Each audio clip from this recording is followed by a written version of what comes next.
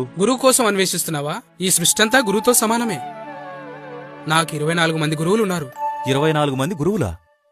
చూడు, నిజం చెప్పాలంటే ఈ భూమి మనందరినీ మోస్తుంది. అందరికీ సమానంగా ఆధారాన్ని కల్పిస్తుంది.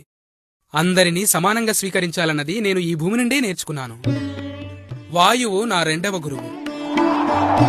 వాయువు నుండి ఏం నేర్చుకున్నానో తెలుసా? యోగి అన్నవాడు వాయువు వలనే మంచి చెడుల వల్ల ప్రభావితం కాకూడదని. ఆకాశము నా 3వ గురువు. ఆకాశం నుండి నేర్చుకున్నది ఆత్మ ఆకాశము వలె సర్వవ్యాపి అని. దేనివల్ల ప్రభావితం కాకుండా, ఆకారము లేకుండా, ఎలాంటి వికారాలకు లోను కాకుండా ఒకే స్థితిలో ఉంటుందని. నా 4వ గురువు అగ్ని. అగ్ని అన్ని రకాల ఆహారాలను గ్రహిస్తుంది, అన్ని అవిస్తులను గ్రహిస్తుంది, తరువాత వాటిని భస్మం చేసి పవిత్రత చేకూరుస్తుంది. అగ్ని వల్ల నేను నేర్చుకున్నది, ముక్తిని కోరుకునేవాడు ఎల్లప్పుడూ అగ్ని వలనే ఆహారాన్ని గ్రహించాలని తెలుసుకున్నాను. సూర్యుడు నా 5వ గురువు.